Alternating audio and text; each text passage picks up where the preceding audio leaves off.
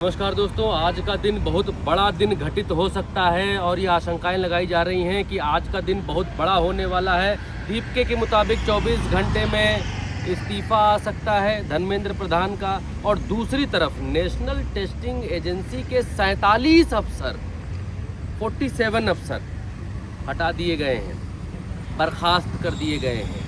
इतनी तेज़ कार्रवाई है। नरेंद्र मोदी जी 2 दिन से इंस्टाग्राम पर वीडियो बना रहे हैं, बहुत नज़दीक से फ़ोन रख के वीडियो बना रहे हैं, जिनके बारे में ये कहा जाता था कि ये झुकते नहीं, पीछे हटते नहीं। लाठी चलवाने के बाद अब ये दिखाई दे रहा है कि वो बैकफुट पर जाते हुए दिखाई दे रहे हैं। तो ये 24 घंटों में क्या धर्मेंद्र प्रधान का इस्तीफा होगा? क्या धर्मेंद्र प्रधान का इस्तीफा इतनी आसानी से हो जाएगा, या फिर जंतर मंतर के ऊपर पीछे जो फोर्स यहाँ टुकड़ों टुकड़ों में अलग अलग जगहों पर बटी हुई है, जंतर मंतर से थोड़ी ही दूर पर हम लोग खड़े हुए हैं, क्या ये फोर्स कुछ और करने के मूड में है? समझेंगे। प्रज्ञा जी हमारे साथ में हैं और एक चीज़ और समझने की कोशिश करेंगे कि 2 दिन से प्रज्ञा जी यहाँ पर हैं, इन्होंने इस आंदोलन को क्या समझा है। लेकिन सबसे पहले बड़ा सवाल यही है कि अगले 24 घंटे में क्या आसार लग रहे हैं, क्या? क्योंकि एक चीज़ और बता दूं शुरुआत में प्रज्ञा जी, थोड़ा और समझ लूँगा। क्योंकि कॉन्स्टिट्यूशन क्लब में नड्डा के साथ में मीटिंग हो चुकी है और 2 घंटे की मीटिंग हुई। उसमें 2 मांगे ये बताई गई कि 2 मांगे मानी जा चुकी हैं। 1-1 करोड़ रुपए मुआवजा देने की मांग और आगे परीक्षाओं को और अच्छे तरीके से कराने की मांग। ये 2 मांगे सरकार ने लगभग मान ली हैं। ये दीपके एंड उनकी जो टीम है उनकी तरफ से ये अनाउंस किया गया और ये कहा गया कि धर्मेंद्र प्रधान के इस्तीफे के से हमसे इसके अलावा कुछ और मान्य ही नहीं है। तो उसके बाद ये कहा गया कि 24 घंटे में हम कोई बड़ा ऐलान करेंगे, बड़ी सूचना सामने निकल करके आएगी। और इसीलिए ये कहा जा रहा है कि 24 घंटे में क्या धर्मेंद्र प्रधान का इस्तीफा होगा? बिल्कुल हो सकता है भरत जी। इसलिए हो सकता है क्योंकि ये बात कॉकरोच जनता पार्टी और अभिजीत दीपके ने खुलकर बोल दी है। क्योंकि आज केंद्र सरकार से जेपी नड्डा से और मंत्री जितेंद्र सिंह से सौरभ दास और आशुतोष रांका की मुलाकात हुई है, बातचीत हुई है। कुछ घंटे तक बातचीत चली और उस बातचीत में निकल करके ये आया है कि जो 2 मांगे थी सीजेपी की, जो पहली मांग थी कि प्रदर्शनकारियों के खिलाफ दर्ज एफआईआर वापस लेनी होगी, उसको लेकर सहमति बन गई है। और दूसरा जो नीट पेपर लीक के द्वारा जो बच्चे जिस कारण आत्महत्या कर ली, उनके माता पिताओं को जो है मुआवजा देने की बात जो मांग कही गई थी, वो भी एक तरीके से सहमति बन गई है। लेकिन तीसरी जो सबसे ज़रूरी और सबसे महत्वपूर्ण बात है धर्मेंद्र प्रधान के इस्तीफे की, उसको लेकर के पेच फंसा हुआ था। लेकिन सौरभ दास और आशुतोष रांका ने ये बात कही कि हम इससे कम, यानी धर्मेंद्र प्रधान के इस्तीफे से कम कुछ सुनने नहीं वाले हैं। और इसके लिए हमने सरकार को 24 घंटे का समय दिया था। सुबह उनकी मुलाकात हुई थी। अभी हम सुबह करीब 4 बजने वाला होगा। हम लोग इस समय यहाँ पर खड़े हुए हैं, धीरे धीरे रोशनी होने वाली है। 24 घंटे आज सुबह 9-10-11 बजे तक मुझे लगता है पूरा हो जाएगा। और 24 घंटे का समय सरकार के पास है धर्मेंद्र प्रधान का इस्तीफा लेने के लिए। और यहाँ पर जंतर मंतर में जितने छात्र आए हुए हैं। अगला सवाल क्या इतनी आसानी से इस्तीफा ले लेंगे धर्मेंद्र प्रधान का? और अगर इतनी आसानी से ले लेना था तो फिर ये 24 घंटे क्या इतनी आसानी भरे होंगे? ले लेंगे इस्तीफा? क्या लगता है? देखिए, आसानी से इस्तीफा हो जाएगा ये तो कहा ही नहीं जा सकता, क्योंकि ये बीजेपी सरकार है।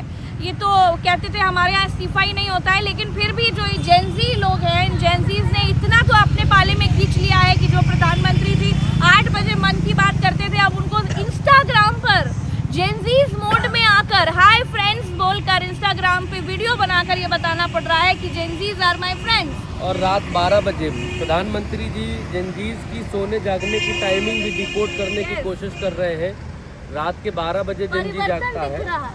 डर दिख रहा है। तो इस वजह से क्या आप कह रही हैं कि इस्तीफा हो सकता है? मैं ये कह रही हूँ कि इस्तीफा कल ही हो जाएगा, ये नहीं कहा जा सकता। लेकिन जेनजीज पीछे नहीं हटेंगे, ये मैं बिल्कुल पूरी होशो हवास में और पूरी ताकत के साथ कह रही हूँ। क्योंकि जेनजीज जिस तरीके से अड़े हुए हैं वो वाकई देखने लायक है। वो उनको कुछ समझ में नहीं आ रहा। जेनजीज जो आंदोलन में आए हुए हैं, जो छात्र हैं, वो सिर्फ एक ही बात पर अड़े हुए हैं कि मोदी जी आप हमको अपना फ्रेंड कहते हो तो फिर धर्मेंद्र प्रधान का इस्तीफा ले लो, इसके अलावा हमें कुछ सुनना ही नहीं।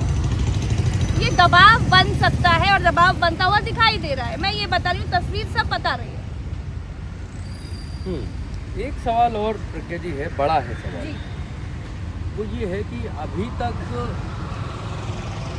प्रधानमंत्री को कोई भगवान, कोई ईश्वर, कोई अल्लाह बता रहा था, और अब जंतर मंतर पर जैसे आप लोग नारे तो देख ही रहे हैं। आप लोग नारे क्या है कि पोस्टर्स, जंजीज की जो भाषा है वो तो जंजीज की भाषा प्रधानमंत्री भी पकड़ने की कोशिश कर रहे हैं।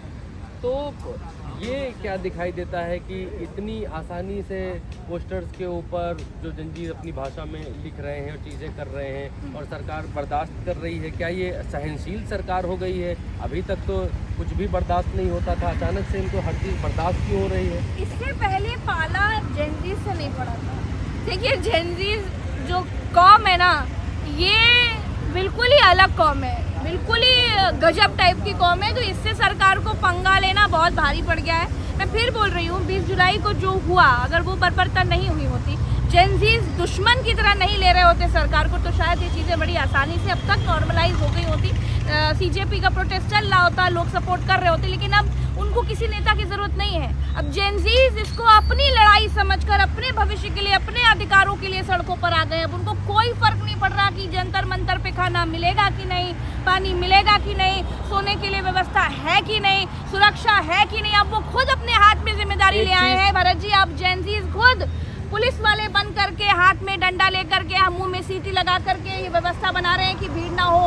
अब जेनजीज खुद पंखा डुला रहे हैं कि गर्मी ना लगे। अब जेनजीज खुद खाना लेकर आ रहे हैं दूर दूर से कि कोई भूखा ना रहे। तो अब उन्होंने अपनी व्यवस्था खुद ही बना ली है। भरत जी, एक चीज़ और है हाँ, जो मैंने महसूस की है धरने पर, और मैं आपसे पूछना भी चाहूँगा कि क्या मैंने ही महसूस की है कि गलत महसूस की है, वो ये है कि पहले धर्मेंद्र प्रधान से इस्तीफे की बात हो रही थी। हाँ, धर्मेंद्र प्रधान इस्तीफा, तो धर्मेंद्र प्रधान के लिए भांति भांति के नारे भी थे, लेकिन अब वो नारे शिफ्ट होकर नरेंद्र मोदी की तरफ बिल्कुल चले गए। बिल्कुल बिल्कुल। अब वो नारे, वो स्लोगन्स और वो पोस्टर पे जो लिख करके खड़े हो रहे हैं, वो सारा कुछ शिफ्टिंग प्रधानमंत्री की तरफ हाँ, है, नरेंद्र मोदी की हाँ, तरफ हाँ। है। ये क्यों हुआ है? ये 20 जुलाई के बाद हुआ। दरअसल जितना मैं भाप पा रही हूँ जेनजीज के मूड को, बहुत सारे लोगों ने कहा, बीजेपी के लोगों ने भी, और कई कुछ पॉलिटिकल पार्टी के लोगों ने भी कहा कि ये तो पॉलिटिकल लोग हैं, ये बरगलाए हुए लोग हैं। लेकिन मैं जितना देख पा रही हूँ, इनमें ज़्यादातर लोग, कुछ हो तो मैं नहीं जानती, कुछ मुट्ठी भर लोगों की बात नहीं कर रही, लेकिन ज़्यादातर जेनजीज जिससे मैं रोज़ मिल रही हूँ, जंतर मंतर कवर करती हूँ, वो सब बहुत जेन्यून लोग हैं। और वो कोर जेनजीज है, core Gen Zs. They are not 6-7, they are core Gen Zs. तो वो लोग यहाँ पर सिर्फ और सिर्फ अपनी मांग को लेकर के आए हुए हैं। 6-7 क्या होता है? मतलब not so much, not that much, 6-7 मतलब वो है कोर जेनजी। अब जैसे जेनजी स्लैंग उसको छोड़िए, लेकिन मैं ये आपको बताने की कोशिश करूँ, ये सब कुछ 20 जुलाई के बाद हुआ। दुश्मन समझने लगे लोग सरकार को। जो 20 जुलाई को हुआ, उन्होंने सब अपने ऊपर ले लिया। उन्होंने कहा कि हम पीसफुल प्रोटेस्ट कर रहे थे, हमें प्रोटेस्ट करने देते। भाई सब जानते हैं, कोई संसद के अंदर थोड़ी घुस जाता। हम अपनी बात ही तो कह रहे थे, सुन लेते, हम भी चले जाते। लेकिन आपने लाठियां चलवा दी, आपने इतनी ब्रूटैलिटी करवा दी बच्चियों के साथ, लड़कियों के साथ। ये कोई जाहिल गवार अनपढ़ लोग नहीं है भाई, ये पढ़े लिखे बच्चे हैं, इंग्लिश बोलने वाले बच्चे हैं, एजुकेटेड, अच्छे घर के, अच्छे समाज के बच्चे हैं, जो कुछ करने निकले थे बड़ी हिम्मत करके। आपने उनकी हिम्मत कुचलने की कोशिश की, और एक ही डर होता है भाई साहब कि पुलिस की लाठी पड़ेगी तो बहुत दर्द होगा, पुलिस की लाठी ना पड़े। और वो भी आपने चखा दिया, वो भी आपने बता दिया कि कैसी लाठी पड़ती है। तो अब उनका डर वर हो गया है गायब, जितना मैं समझ पा रही हूँ। तो अब वो खुल कर आ गए हैं कि आओ भैया मैदान में आर पार, अब देखा जाएगा या तो सरकार या तो जेनजी।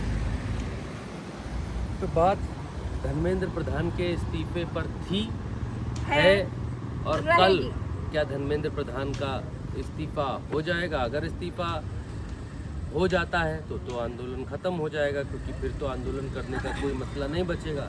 लेकिन अगर इस्तीफा नहीं होता है तो आंदोलन यूं ही चलेगा, धर्मेंद्र प्रधान के इस्तीफे तक यह आंदोलन चलेगा। और जिस हिसाब से, जिस मूड से आंदोलन चल रहा है, यह आंदोलन अगर महीनों सालों भी चले कोई बड़ी बात नहीं, तब भी कोई बड़ी बात एक नहीं। बात भरत जी आपकी चर्चा में मैं माफ कीजिएगा जोड़ना चाह रही हूँ।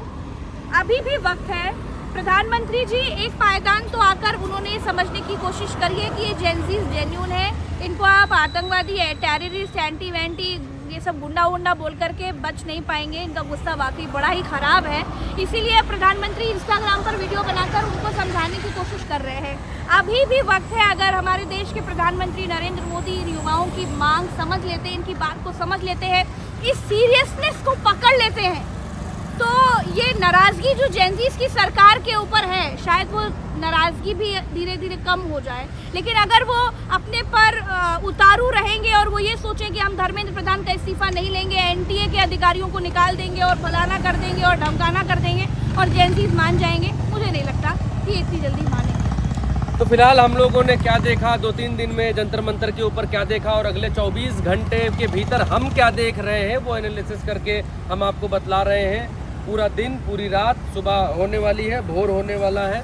और अभी इस वीडियो में इजाज़त दीजिए, अगले वीडियो में फिर से मिलेंगे। उल्टा चश्मा यूसी को सब्सक्राइब कर लीजिए और अपने यार, दोस्त, रिश्तेदार और ख़ास तौर पर ये जो जेनजी कौम, बड़ी मजबूत कौम उभर करके आ रही है भारत देश के भीतर। अभी तो ये हो रहा था कि भाई हिंदू मजबूत, मुसलमान मजबूत, लेकिन अब एक नई कौम, जेनजी कौम उभर करके आ रही है। उस जेनजी कौम के भीतर हमारे वीडियो को शेयर कीजिए। चलते हैं, नमस्कार।